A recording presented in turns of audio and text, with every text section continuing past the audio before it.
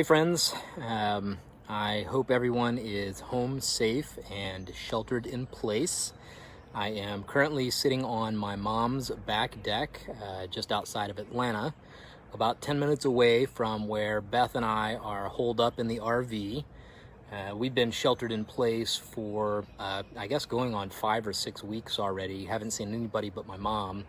As many of you may know, I lost my spleen in an automobile accident many years ago, and as a consequence, I fall into that category of immunocompromised folks, so I'm trying to stay cautious and be extra careful.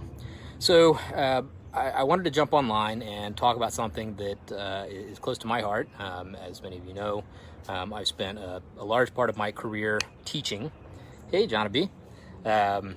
And I want to address something that I think is kind of a current event as a result of the situation that we have found ourselves in. So COVID-19 hit, and as the world has really started social distancing and ultimately sheltering in place, hey, what's up, George?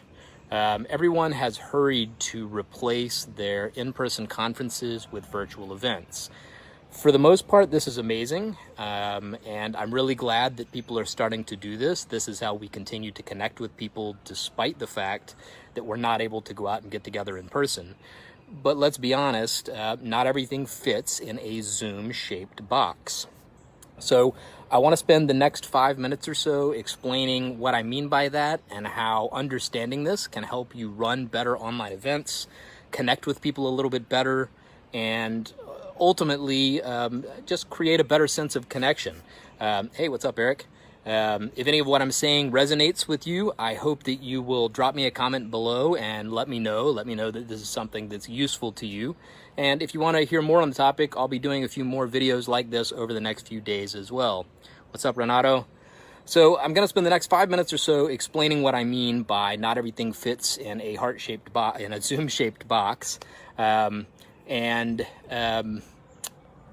Yeah, so let me just jump straight to it. So what do I mean by not everything fits in a Zoom-shaped box? Ultimately, what I really mean is that not everything translates well into a conference call or webinar style format. What's up, Matthew? Hey, Tracy. In fact, I think, for most folks, if you're honest with yourself, I bet that just last year, or maybe even last week, you were probably sitting on a GoToWebinar or a WebEx or a Zoom event, and hopefully while you were muted, you said out loud, man, these are stupid, or if I have to join one more fucking conference call, right? But the reality, hey Shannon, the reality is that this isn't Zoom's fault, and it's not some intrinsic problem with GoToWebinar or Cisco WebEx or really any of the technology itself. The problem is that ultimately, the message doesn't always match the medium here, right? So, here we are trying to take every type of online event, every type of connection we've made, and we're trying to jam this all into one single framework for connecting with people and getting our message out. And unfortunately, that doesn't always really work very well. Understanding that can help you dramatically improve your events for your attendees, and it can also make them a lot more enjoyable to do. Hey, what's up, Patty? So the first point that I want to address here is that, number one, not everything is better in a one-to-many Zoom-style broadcast format. And I think that's a big part of the problem here, is that everybody's, basically taking what was before a conference or before a training session or a workshop, and now they're jamming it into, again, kind of the typical Zoom-style webinar meeting, where essentially you've got one presenter just talking at you. I want to give a hat tip here to Justin Demers, who runs Click Go Live, and he introduced me to the idea that essentially any live video or any live event really should ultimately have two outcomes, either one of two outcomes, and that would be either A, to build connections, or B, to overcome objections. Hey, what's up, Linda? Dan? So again, any live event you're doing, you really want to have one of two primary objections. Are you running the event? Are you trying to reach people in order to build connection with them? Or are you running the event because you want to overcome some objection in some message that you're delivering, something you're selling, some course that you're running, etc.? Hey, what's up, Heidi? I also want to give another hat tip here to Henry Kraus, who is the founder of Jet Webinar, and what he goes a step further here and basically says when you're running online events for your business, really ultimately your business events should have one of 4 primary purposes. It should be to educate, to convince, to convert, or to retain, right? Educate, convince, convert, or retain. So again, thinking along the lines of 2 primary outcomes: build connection or overcome objections, and then focus on a purpose: educate, convince, convert, or retain. Once you've got this idea or this framework in place, then it's a whole lot easier to then identify which purpose is better suited to which format then for your online event, all right? So for example, if your goal is simply to convince somebody of something, hey mom, then, perhaps a single speaker Zoom room is fine, right? Maybe that's exactly the right medium for the message. You're trying to convince somebody, just having a single speaker in a room with a little chat window on the side, but no additional speakers, no real interactions. That's probably a perfectly reasonable format. On the other hand, if you're organizing a small group get-together, or maybe you want multiple people on camera, right? Maybe this is just a small group of friends, then if you think about it, maybe FaceTime or even Google Meet is a faster, easier, or better alternative. Hey, Joe. What's up, Ira? On the other hand, if you are organizing a larger community group, right? So maybe you've got more than 6 or 8 people that you're trying to bring together, then indeed, perhaps, breakout rooms in a Zoom meeting, or maybe even using a networking tool like Remo or AirMeet, which allows people to self-organize into smaller groups within a larger group or within a larger session, and even do things like one-on-one video networking inside of the larger event. Maybe that's a better platform and a better format then to connect that larger group of people that are trying to interact and engage. So really, that's pretty much my message today. I didn't want to jump on and do a long session. Hey, what's up, David? So to recap, essentially, again, where I started here today is by saying not everything fits in a Zoom-shaped box. And what I mean by that is simply, make your message match your medium. When you're taking your events from in-person events to online events, when you're taking your workshops or your training sessions, or even just your get-togethers and your meetings with friends, when you're, putting those online and shoving them into some new tool. What's up, Michelle? Make sure you consider what your objective is and what the purpose or the outcome that you want to see from that meeting should be. In general, when running a live event, the idea is to focus on either building a connection or overcoming an objection. And as I said before, if you're running an event for your business, then you want to focus on finding the right format to either educate, convince, convert, or retain. That's basically it for today. I'm happy to hang out and chat with anybody that might have ideas. What's up, Kev? Or thoughts on the topic.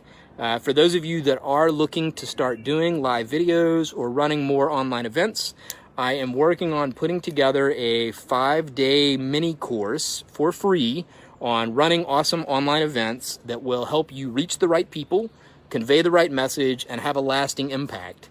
If that's something that you are interested in or something that resonates well with you, please do leave me a comment or a message below. Let me know. So that I can make sure and cover the topics and the things that are most interesting to you and that you want to know about running awesome online events. For those of you that don't know, I ran an event last year, the Cybersecurity Career Summit, and we hit over 341,000 people in 53 countries with the event. We raised money for 3 charities. We had 20 amazing speakers. Overall, it was really a fantastic event by all accounts. We had a great time doing it. And most importantly, I think we had a really tremendous and magnanimous impact on a lot of people. So I look forward to helping other people achieve that goal and do the same thing. Wow, a whole bunch of you guys are joining. What's up, Patrick, Al? Hey, Dilo. What's up, Alex? So thank you for coming and joining and hanging out for this little live session. I don't normally do lives like this, but I am trying to myself overcome any objections about just going live, jumping on my phone. Again, props to Justin Demers for kind of pushing me over the cliff edge here and helping me basically just get out here and do it. So I'm going to be doing more of these little short lives over the next few days just to kind of address some things that come to mind or topics that I think are pertinent to, you know, again, all of us trying to figure out how to connect with each other now that we're not getting together in person, now that we're not hanging out in bars and coffee shops and going to conferences and doing all the things we might normally do. And then from there, like I said, sometime within the next week or so, I'm going to be dropping a 5-day video course, which I actually intend to also film live. What better way to do it than through the medium that I'm using to spread the message? And again, if you're interested in learning more, please let me know what you want to know about running live events, or how I can help make sure that the content addresses the things that are important to you. David says, online gaming events, multiple players, single board location, let's talk. Yeah, for sure. I'm into it. Just last week, actually, with a group of friends, we put together an online slash kind of remote in-person poker game. So we hosted an online poker game at one site, and then we used another tool to basically host our audio online amongst friends. I also have another group of friends that are running kind of a online D&D. They've done it both with and without, like, you know, technology, a website to kind of support their games. But I'm also interested in talking more about other types of games and other types of setups. Hey, Joe. Love your office. Yeah, hey, I do too. It's pretty awesome here. We'll share with your daughter, who leads and organizes meetings for her org. That would be awesome. I would love that. Please do. I mean, please share with anybody who you think would get benefit from this. Again, all of these little videos are just going to be me rambling on about things that I hope are useful and important to somebody besides me. And then the course, the 5-day mini course that I'm going to be releasing again sometime probably next week. What's up, Tacitus? Will be free, and hopefully will really share a lot of the messages, the lessons that we learned in running this event, right? It's no small task running an event that reaches 341,000 people in 53 countries. You know, we had our share of obstacles and issues throughout the process. But again, at the end of the day, we had a huge impact, reached the people who needed the content that we were sharing the most. And we got the messages of a lot of amazing and brilliant people out there as well. What's up, Gene? So, yeah, let me know what you guys want to know, what you want me to talk about, what you want me to make sure I include in the course. What's up, Patty? Company I took an Amazon course from might be interested. Cool. Yeah, feel free to make an introduction. I'll check out the website that you posted there in the comments as well. I'd love to learn more. Some of you may know I started a company last year. Actually, initially, really just to run live events for summits and things that we had planned internally. But now with COVID-19, we've kind of pivoted and we've changed our plans. And now we want to share a lot of what we've learned with other people. So we want to teach people how to run amazing events. What's up, Scott? And also, you know, we're looking at running events for other people. So we've got 3 or 4 summits now in the queue, folks that we're going to be working with who also have some really cool things that they want to share or impacts that they want to have. And we're going to help them put those events together and help them reach the global audience or maybe even regional audience that they want to try to reach. What's up, Ryan? Elevated e-commerce. Cool, Patty. Like I said, I look forward to learning more and hearing about you know, what they're doing and see, yeah, where there's interest and alignment. Cool. I think that's all I got. Again, if you got any other questions or comments, please post them down below. If you're watching this on the replay, don't hesitate to add comments after the fact. I will still come back and listen to or read all the comments and try to post responses to anything I see here. And again, hey, thanks to everybody that came and hung out live. This has been a blast, and I look forward to doing more of these over the next several days. Have fun, stay safe, shelter in place, stay the fuck home, and see you guys again soon. Bye.